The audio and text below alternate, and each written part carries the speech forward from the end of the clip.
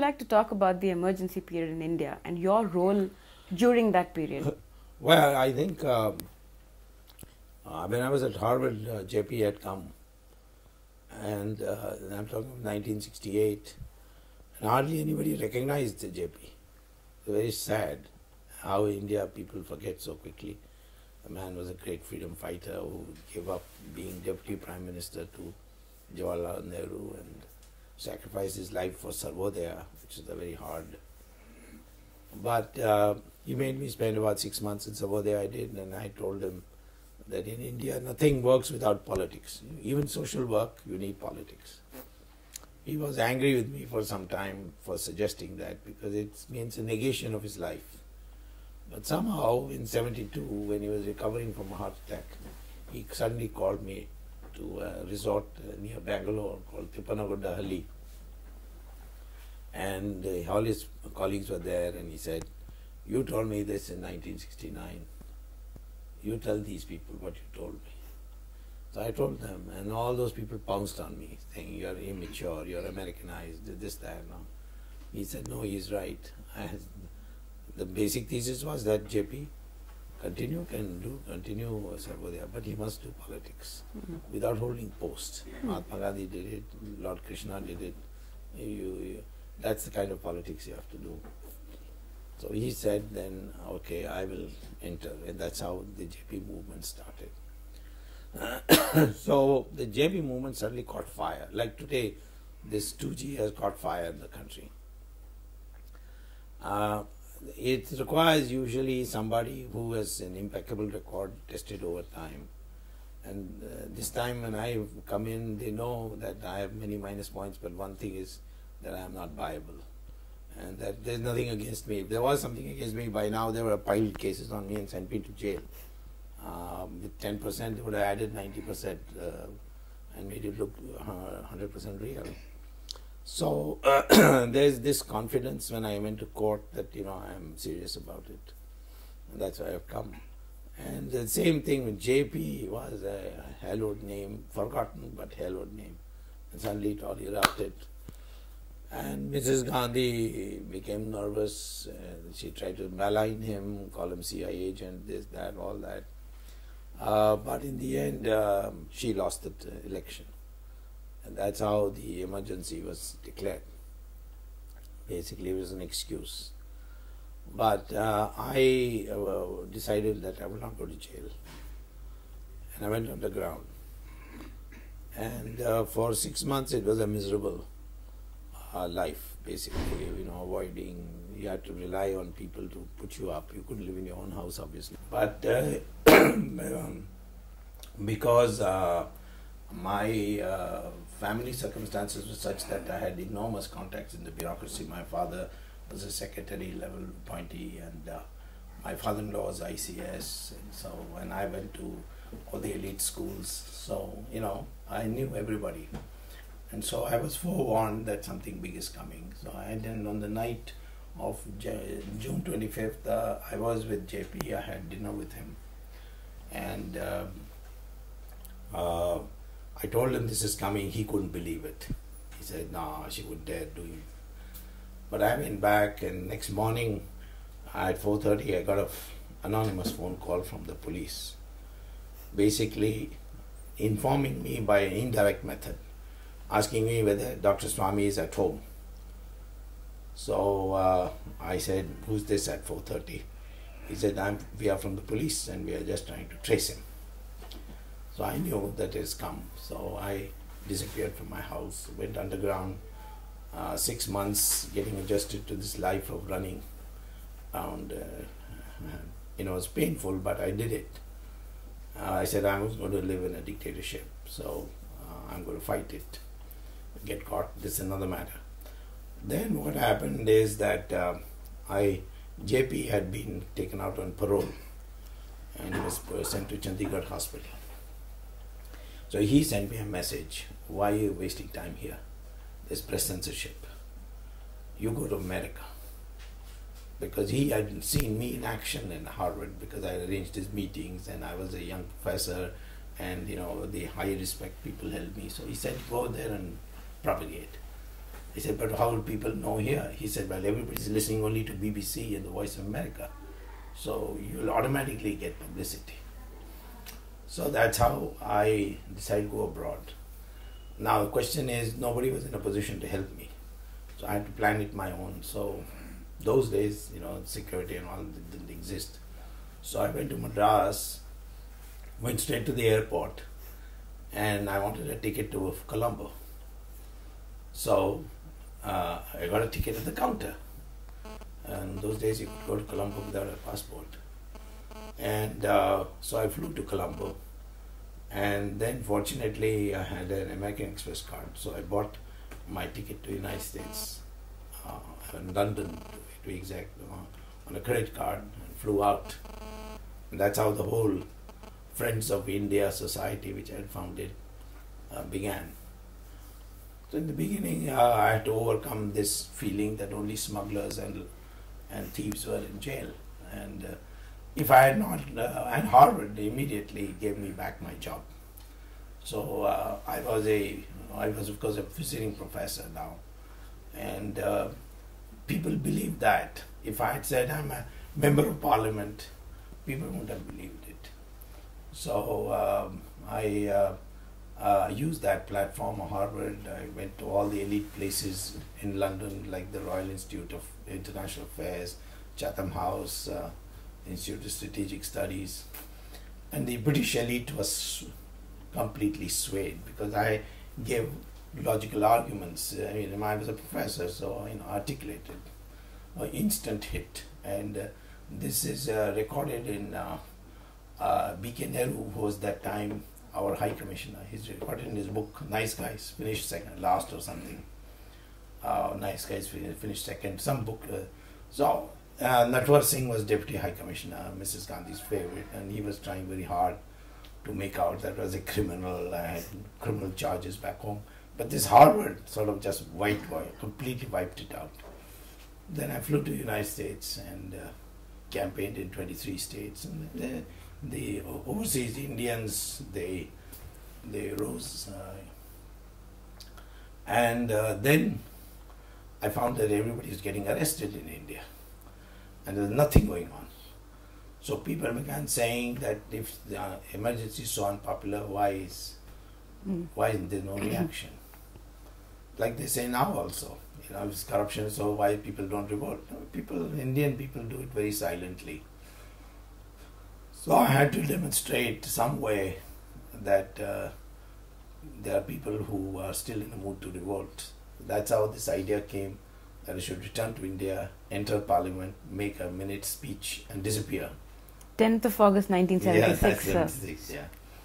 So question is how to do it. By then I had become quite prominent also. So I came up with the idea that I would buy a ticket to Bangkok. Those days you used to have hopping flights. So I bought a ticket from Pan American, which was a hopping flight. And it stopped in New Delhi before going to Bangkok.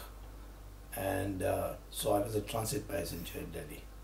So my name doesn't come in the passenger manifest. Okay. So the police have no idea that I'm coming.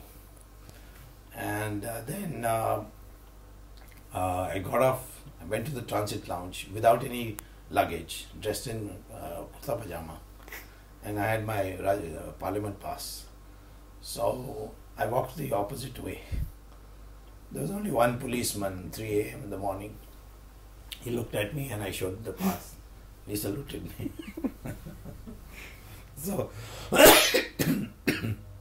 then I went to, I took a taxi and went to a hotel and checked in. Then in a disguised voice I called my wife. I had, as a contingency always, and I still do, keep a Sardaji pagdi with me and a false beard. So I told her to come in the morning for breakfast time to the hotel with these things and a toolbox. So she said she couldn't understand why, because she was thrilled to hear my voice, because it had been almost 8-9 months. So she said she gave me the thing, and I said, you go back home, and I'll come around 7 in the evening, and I will knock on the door and say, because they had posted police outside my house. Oh my God. So I'll knock on the door and say, is your television out of order? And you say, yes, yes, and let me in. Now you can't believe it, and this is lack of motivation does these things. There were police playing with cards when I came. It was summer. So I entered my compound of my house, not this one. I used to live in Great Kailash, and knocked on the door. And my wife opened. And I said, "Aapka television kharab hai?" She said, "हाँ, अंदर आइए." So I went, because the toolbox and the Sardaji, it looked like a typical mechanic. So I went and I stayed 5 full days in my house, and imagine the police, they were questioned, what is this lady doing with a television mechanic? Because they used to have shifts, and there was no motivation. So at the end of the 5th day, I sat in a car with my wife. We drove out. The police was taken aback when they saw me, but they didn't know what to do, because they had no instructions. That's one other problem I discovered, that the police had. They had to have instructions from the SP before they would do anything. So, or the IB, saying that, watch out, somebody's come here. So I drove to Parliament. When I entered Parliament, the watch and ward staff normally is required to stop you, but they recognized me. So they're taken aback. They knew that I'm wanted by law. They asked me, have you been let off? So I said, yes, 20-point program. Those days you had to sign 20-point program, you could come out. So he was puzzled. Then he started telephoning. I knew he was going to phone up the SP. But I also knew that the SP won't be in his office. He would be in a Sanjay Gandhi program in Pragati Maidan. So by the time he gets him, I would have about 20 minutes. So I went in, signed the register, walked into the house, and I timed it so well. When things have to go right, they always go right to the last second.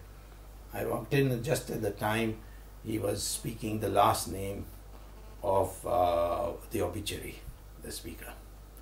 I got up and said, Mr. Chairman, on a point of order. Everybody shocked, looking at me, Bansi Lal, Om Mehta, all these. Mrs. Gandhi wasn't there at that time. So they all looked, and they, I think, were thinking that I was coming here to do some, violent, maybe throw a bomb or something, I don't know. And of course, the foreign press had been tipped off that I was going to do this. So, and I must say, they kept the secret. They all turned up in the press gallery. And the speaker said, no. So I said, then I'm walking out.